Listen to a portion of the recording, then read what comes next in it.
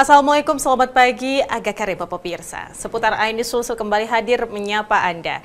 Dengan beragam informasi menarik kami siapkan menemani kebersamaan kita selama 30 menit ke depan. Berikut 3 informasi di antaranya. Mahasiswa terlibat bentrok dengan petugas Satpol PP.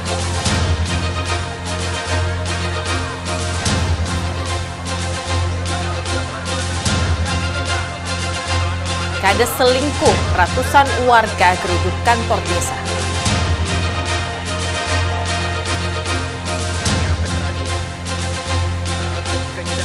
Makassar diguyur hujan, wanita nyaris tersambar petir.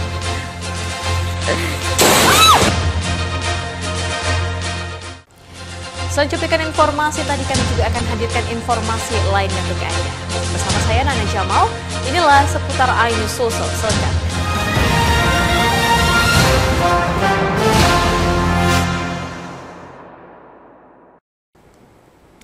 Pemirsa, mahasiswa Institut Cokro Aminoto di Kabupaten Pindrang, Sulawesi Selatan terlibat bentrok dengan petugas Satpol PP saat menggelar aksi demo terkait pencairan beasiswa dari pemerintah daerah.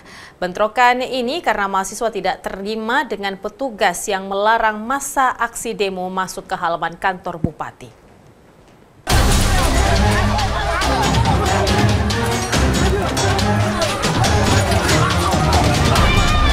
Bentrokan antar mahasiswa Institut Cokro Aminoto Pindrang dengan petugas Satpol PP terjadi di depan kantor Bupati Kabupaten Pindrang. Kericuhan terjadi pada saat mahasiswa mencoba masuk ke halaman kantor Bupati Kabupaten Pindrang, namun dihalangi oleh petugas Satpol PP yang berjaga. Beruntung bentrokan ini segera dilerai oleh petugas kepolisian yang menjaga jalannya aksi demo. Aksi demo mahasiswa ini dilakukan karena meminta kejelasan dari pemerintah daerah Kabupaten Pindrang terkait pencarian beasiswa. Kericuhan berakhir setelah mahasiswa berhasil masuk ke halaman kantor bupati dan menggelar orasi dengan membakar ban bekas. Kami juga sempat sudah RDP dengan Bapak Bupati kemarin dan pernyataan beliau itu dia akan mencari kami, Pak. Jadi sampai sekarang belum ada kejelasan kapan agendanya dilaksanakan, Pak. Nah, aturannya kita jelas bahwa di Perbu bahwa yang menerima beasiswa itu adalah institusi yang ada sudah berakreditasi. Pernah berakreditasi waktunya masih sekolah tinggi Cokro sama sekolah tinggi ilmu hukum. Tapi setelah bergabung dinaikkan tingkatnya menjadi institut. Nah, sekarang sampai saat ini belum bisa memperlihatkan bahwa institut ini ada akreditasinya. Makanya kita minta itu. Kalau sudah ada akreditasinya, Pak Bupati saya pikir sudah sesuai dengan aturan di Perbu. Mahasiswa menuntut pemerintah Kabupaten Pindrang untuk segera mencairkan dana beasiswa untuk mahasiswa Institut Cokro Aminoto. Dari Pindrang, Erwin Eka Pratama, iNews melaporkan.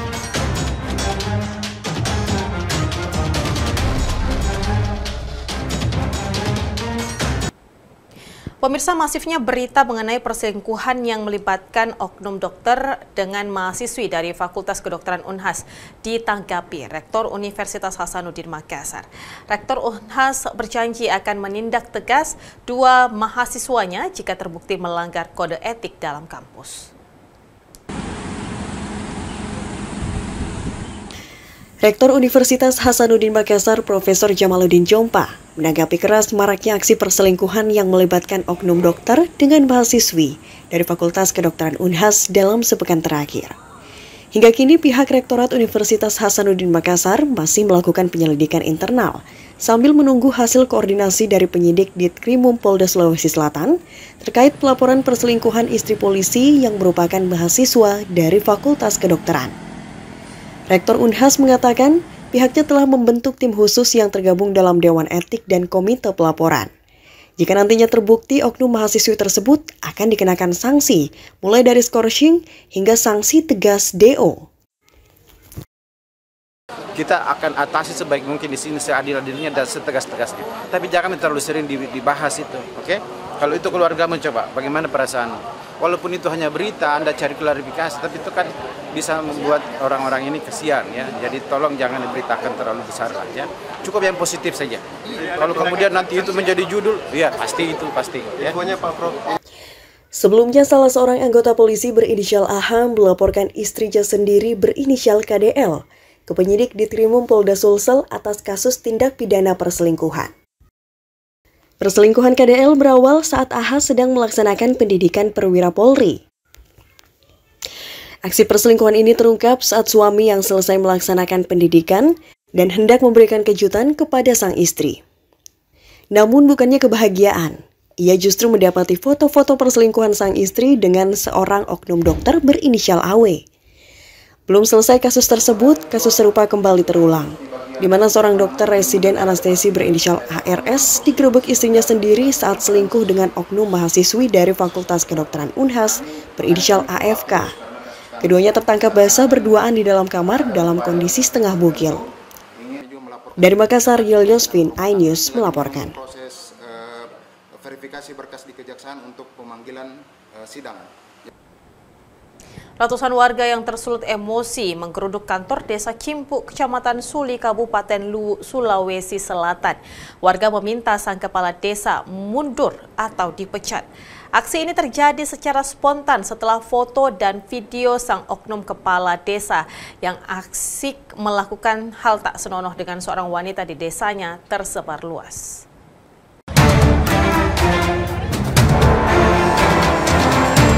Dengan penuh emosi, ratusan warga mengepung kantor Desa Cimpu, Kabupaten Luwu, menuntut AL atau Alimudin sang kades untuk mundur dari jabatannya.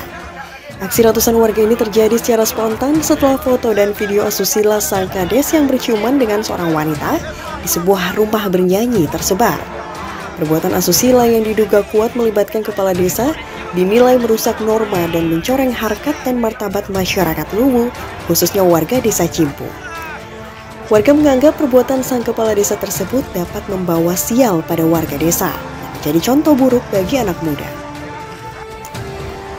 Kepala Desa Cimpu AL diduga selingkuh dengan seorang perempuan muda di desanya. Foto dan video mesra keduanya beredar luas dan mengundang kemarahan warga.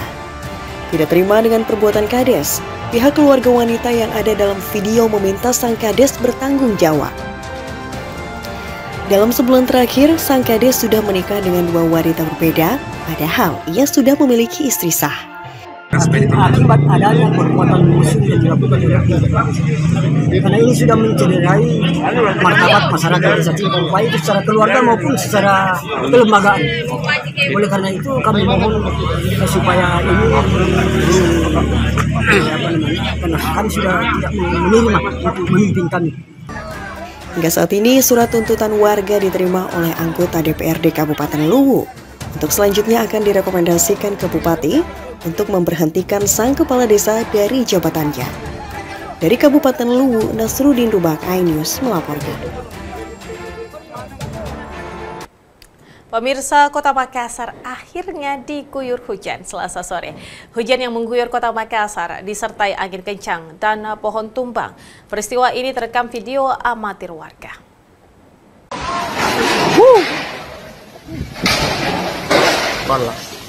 Angin kencang terjadi di Jalan Abdul Qadir, Makassar, mengakibatkan sejumlah orang menyelamatkan diri. Terlihat dari video amatir yang diambil oleh masyarakat, menunjukkan kepanikan yang terjadi di lokasi Selasa sore. Hujan deras mengguyur Jalan Andi Pangerang Petarani, Kota Makassar.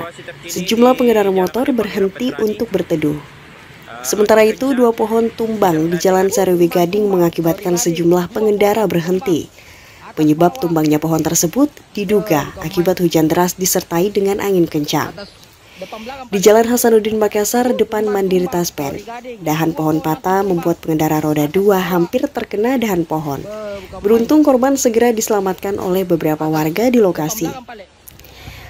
Seorang wanita nyaris tersambar petir di perumahan Tamboralen 3, Kecamatan Barompong, Kabupaten Goa, Sulawesi Selatan. Awalnya wanita tersebut mengambil video hujan di teras rumah.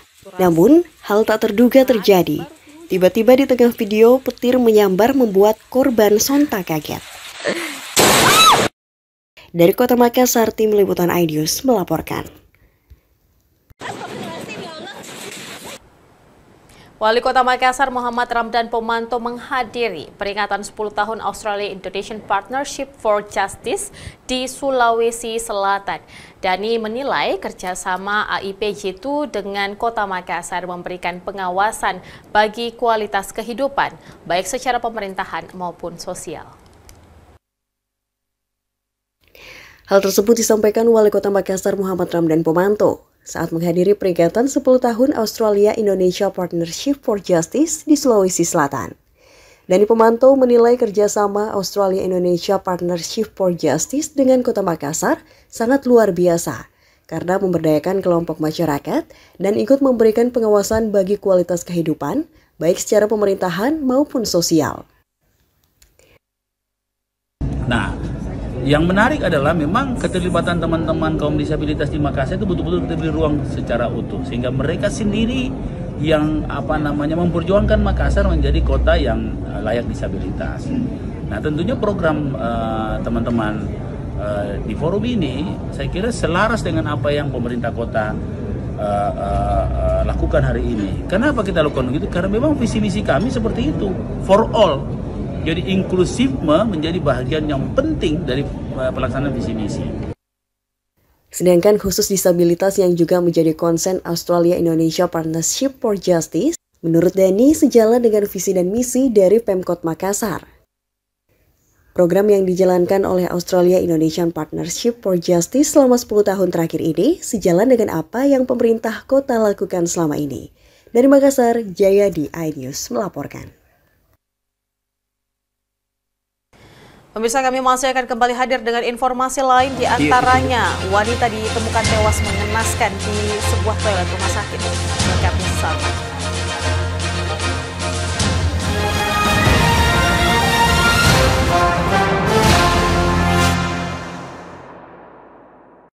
Dan cobalah mari kita semua saling menyayangi dan saling berbagi dan bersama untuk hadapi bencana, kelak sambut pagi dan cerah mentari.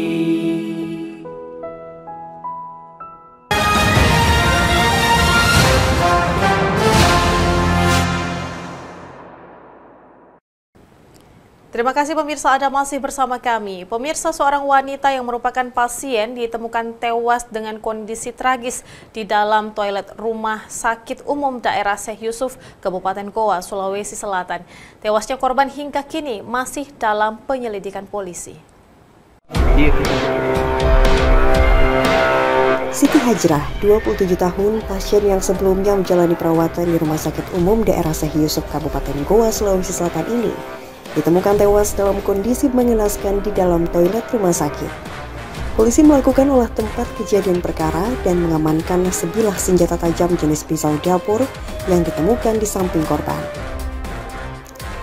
Usai olah TKP, jasad korban langsung dibawa ke Rumah Sakit Bayangkara Makassar untuk dilakukan otopsi. Penemuan jasad wanita di toilet ini pertama kali ditemukan oleh mertua korban yang melihat tempat tidur pasien dalam kondisi kosong pada Sabtu subuh 21 Oktober 2023. Setelah mengecek dan membuka toilet, mertua korban kaget karena melihat korban tewas dalam kondisi mengenaskan. Polisi pun kini telah memeriksa sejumlah saksi termasuk mertua korban untuk mengetahui penyebab pasti tewasnya korban. Namun polisi menduga sementara korban tewas akibat bunuh diri. Ya, karena kami sampai sekarang penyidik kami belum bisa menyimpulkan apakah ini bunuh diri atau sudah dibunuh. Ya, jadi kami masih mengumpulkan fakta-fakta dari TKP, dan kita combine dan kita padukan dengan hasil otopsi. Bagaimana nanti hasil otopsinya? Dan dibantu juga lapor, ada pembuktian secara lapor. Untuk sampai saat ini kita masih kita masih melakukan interogasi, belum ada pemeriksaan karena masih minimnya saksi di TKP.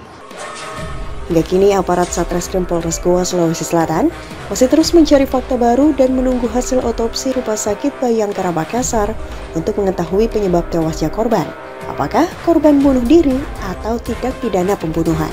Dari Kabupaten Goa, Bukma iNews melaporkan.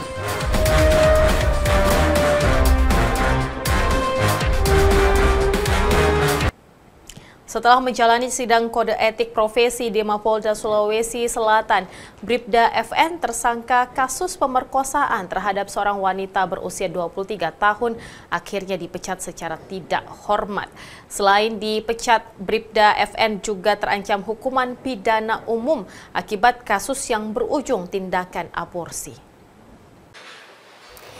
Oknum polisi Bribda FN yang bertugas sebagai sopir dinas Wakil Direktur Bina Masyarakat Kepolisian Daerah Sulawesi Selatan akhirnya menjalani sidang kode etik yang digelar di ruangan sidang Bid Propampolda Sulawesi Selatan. Bribda FN merupakan terduga kasus pemerkosaan seorang wanita berusia 23 tahun yang diketahui adalah mantan kekasihnya hingga korban hamil dan dipaksa untuk aborsi. Sidang kode etik yang dipimpin langsung oleh Ketua Majelis Kombes Pol Zulham selaku Kabid Propam Polda Sulsel ini turut menghadirkan korban maupun keluarga korban dan rekan korban sebagai saksi. Dari hasil sidang kode etik, Bribda FN terbukti bersalah dan disanksi bersifat administratif berupa direkomendasikan pemberhentian tidak dengan hormat atau PTDH dari Dinas Kepolisian Negara Republik Indonesia. Meski terbukti bersalah, Bribda FN mengajukan banding. Sebelumnya, kasus ruda paksa ini terungkap saat korban melaporkan Bribda FN ke Bid Propampolda Sulawesi Selatan karena diduga diperkosa oleh oknum polisi tersebut sebanyak 10 kali. Dan korban juga diketahui pernah mempunyai hubungan khusus dengan Bribda FN sejak masa SMA pada tahun 2016 lalu.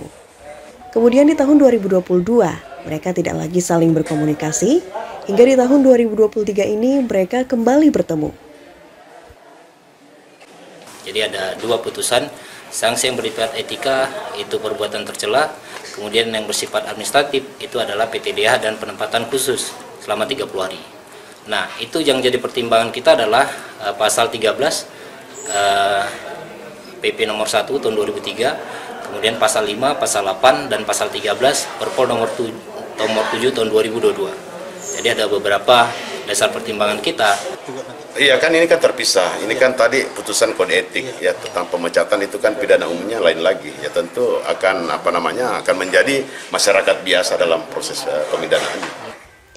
Selain pemberhentian tidak dengan hormat, Bribda FN juga terancam pidana umum akibat kasus pemerkosaan yang berujung tindakan aborsi. Dari Makassar, Wahyu Ruslan, iNews melaporkan.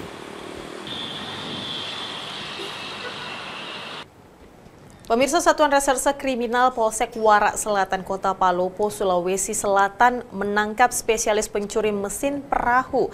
Selain pelaku, polisi juga turut menyita mesin, motor, dan kunci yang digunakan saat beraksi.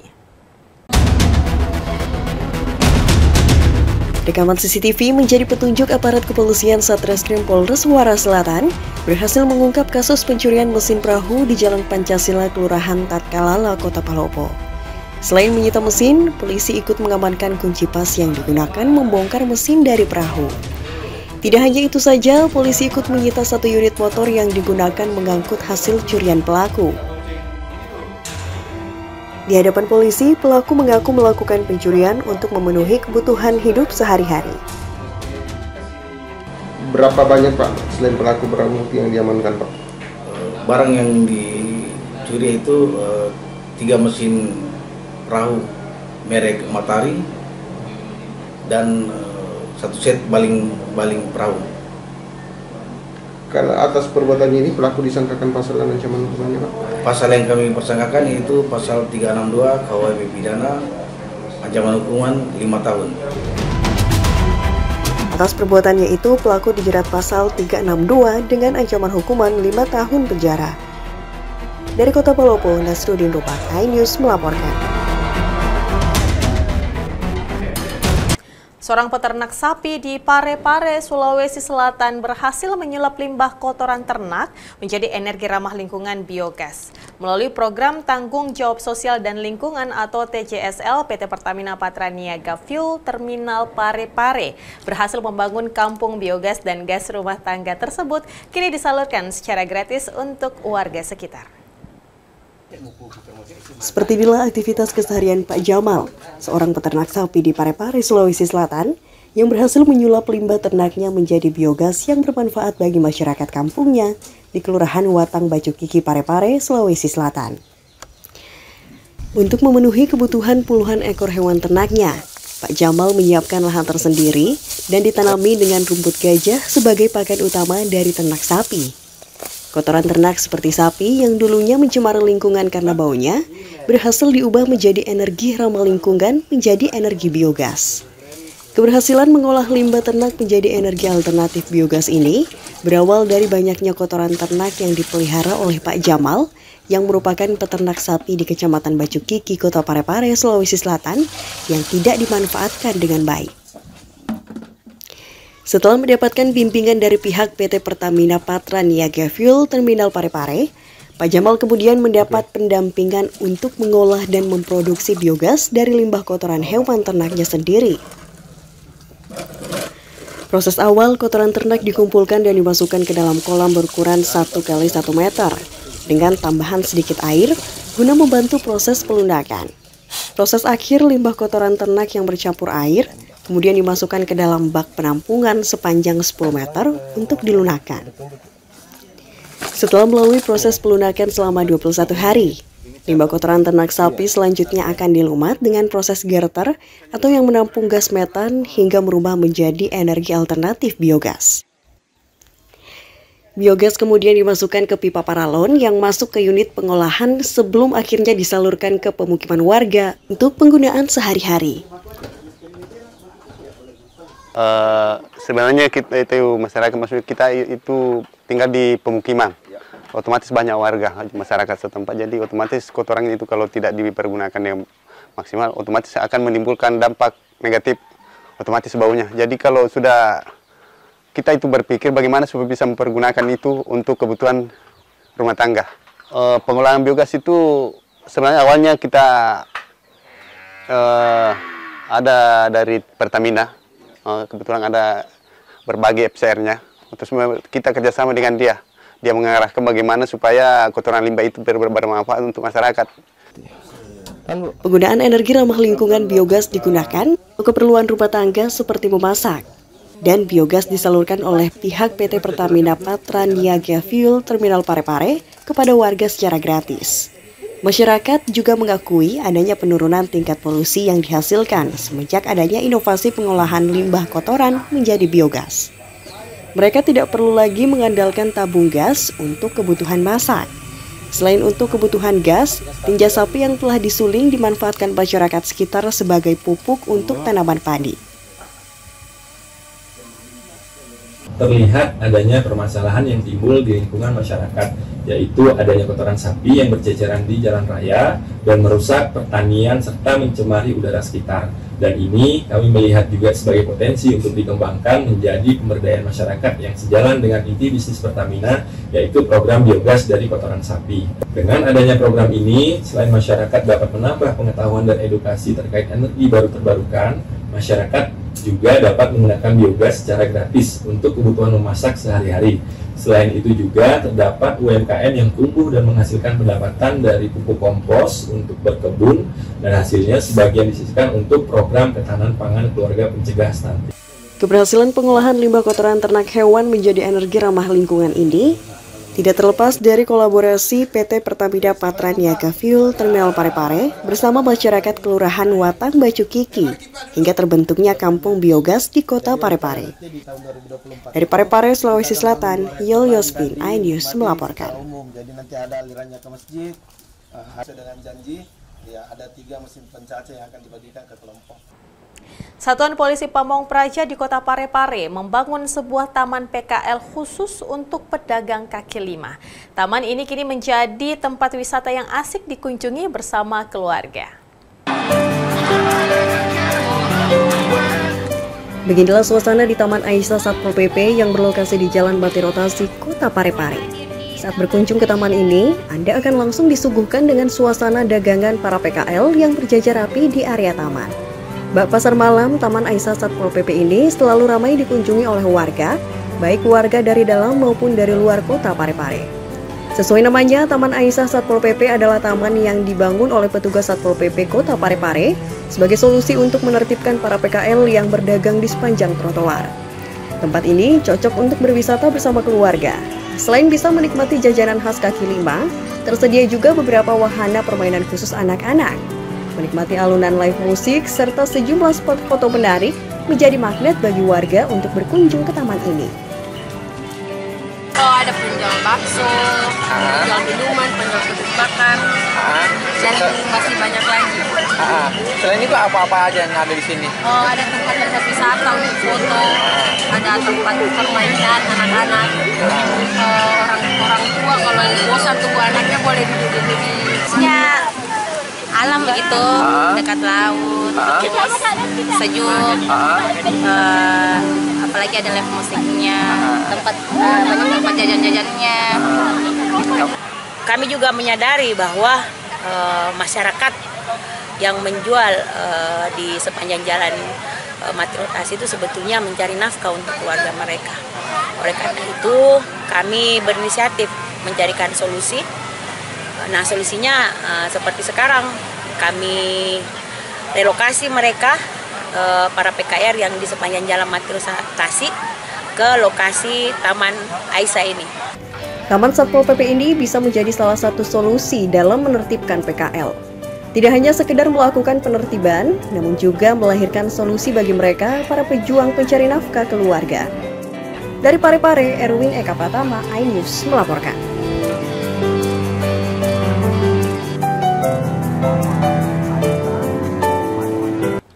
Ya, pemirsa, informasi tadi menjadi akhir kebersamaan kita dalam program seputar iNews Sulsel untuk edisi hari ini. Tetaplah bersama kami untuk menyaksikan program menarik kami lainnya hanya di RCTI.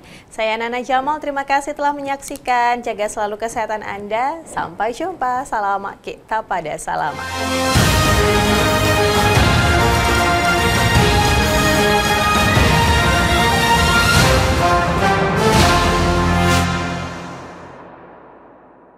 Dan cobalah mari kita semua saling menyayangi dan saling berbagi, dan bersama untuk hadapi bencana, kelak sambut pagi dan cerah mentari. Dan cobalah mari kita semua saling menyayangi dan saling berbagi, dan bersama untuk hadapi bencana, kelak sambut pagi dan cerah mentari.